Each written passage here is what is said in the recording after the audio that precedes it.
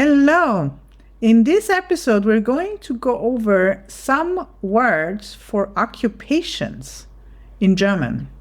Just a quick word list and a few notes for some of the most frequent occupation words that you might need. Okay, so first of all, an occupation in German or a profession is der Beruf. Der Beruf. So that is really referring, it's an interesting concept. It's usually referring to something somebody has learned, studied, done some sort of an education for, and then that is the chosen career path. Of course, nowadays things could change, but anyway, Beruf is something that is more permanent, considered more permanent than a job, like an Arbeitsstelle would be a job. So die Arbeitsstelle is one word that you could use. So Arbeit is work and Stelle is a place. So Arbeitsstelle really is a place of work. And der Beruf is the occupation. And by the way, that's a quick note here. We use the word job, like in German, and job. Say it a little different, and job. But that is more used like a temp thing, like a thing that you do temporarily, like a student who has a job. That's how we would say it. And you could even say jobben, like Jobben as a verb. Jobben means to just do stuff to get some extra money, and that is usually used for older, like for students or for older teenagers, maybe when they start working some extra money, or students to do, or maybe somebody who's just, I don't know, working on a breakthrough or hasn't decided what to do yet, things like that. That would be a job. But of course, a job you could do in all sorts of situations. Anyway, that's what it means. Good. And then a few other words. So let's just start with something that is obvious for me. So a teacher, the teacher, is der Lehrer. Or if it's a female person, die Lehrerin. Now in German, we are at this point in time, there is a male and a female form for every profession. And it is actually, that is a very strict thing. For example, in English, I just say, I am a teacher. And it doesn't matter who says this sentence. But in German, I actually have to say, ich bin Lehrerin. That would mean I'm a teacher when I'm a female person. I know that there is some other languages that have this even more. They're using it for almost every sentence, like the verbs and the adjectives and so on. In German, it's not that much. This is like one of the most where you have blah, blah, blah. Okay, you can scrap that. So anyway, this is something where we have a male and a female form.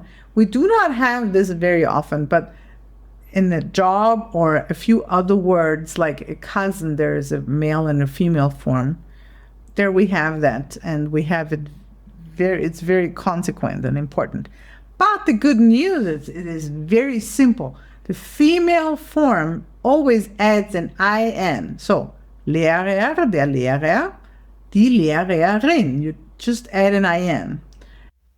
Okay, so let's do some more. The hairdresser would be der Friseur. Der Friseur. And a female hairdresser would be die Friseurin. Die Friseurin. A doctor. So I suggest you to repeat all of those after me. The doctor. Der Arzt. Der Arzt. And for a female doctor, die Ärztin. Die Ärztin. A policeman, der Polizist. Der Polizist. And a policewoman, die Polizistin. Die Polizistin.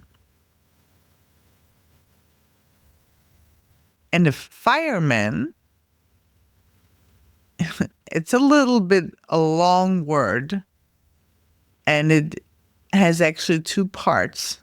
The first part is the German name for the fire department, and that's die Feuerwehr.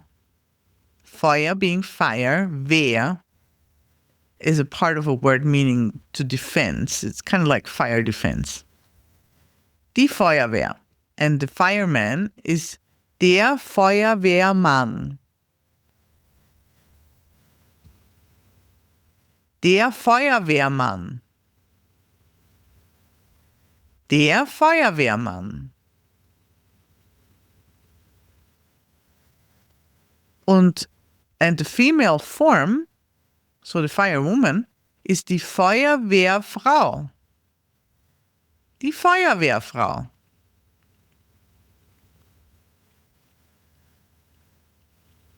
A farmer would be der Bauer. Der Bauer.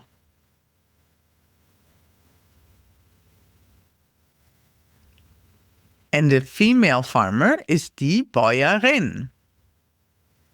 Die Bäuerin.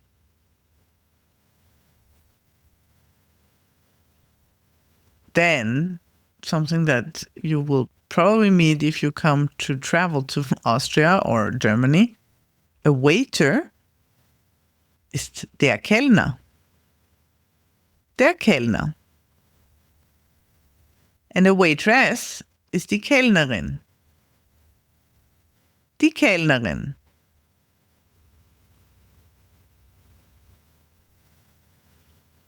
And then a handyman or tradesman, somebody that could be different types of trades, could be an electrician. We do have words separately for them, but I don't want to. This is like a beginner's lesson into this area. So let's take a general term for someone who you would call to help you do different things in your house or home. As I said, tradesman, handyman. Der Handwerker. Der Handwerker. And the female form is die Handwerkerin. Die Handwerkerin. Now let's look at a few of those in sentences.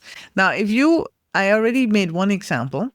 So if you say, I am a, we don't actually have to use an article in German in this case. Funny enough. Probably because, I don't know, actually, that's just the way it is.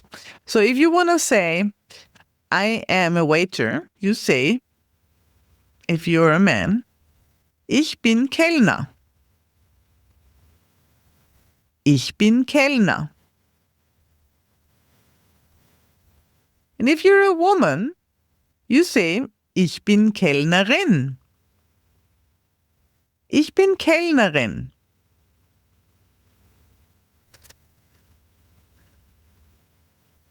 Or if you were a hairdresser, you say, ich bin Friseur.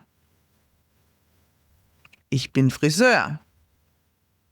Or you say, ich bin Friseurin. Ich bin Friseurin.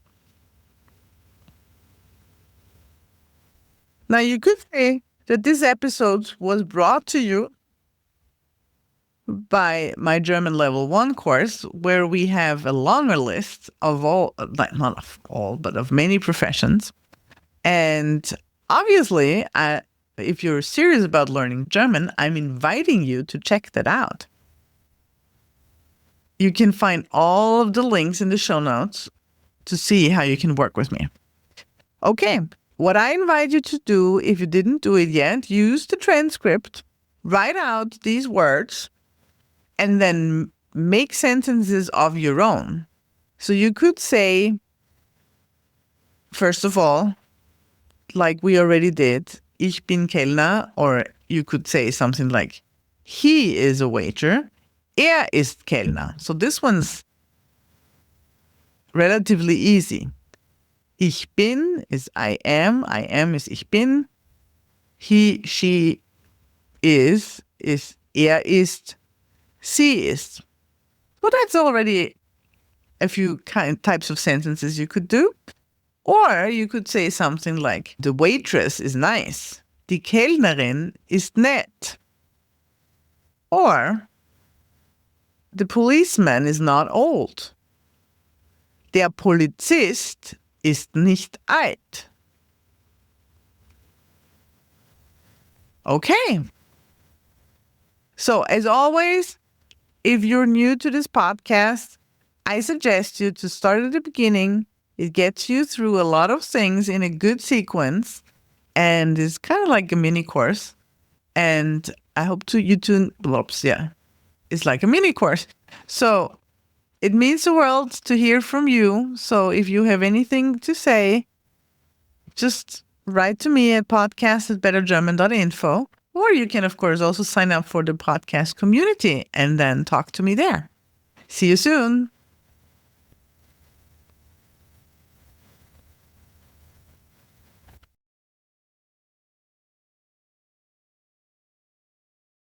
Before you go, if you've been listening for a while and you're thinking, okay, I actually want to do something about my German, here is where to start.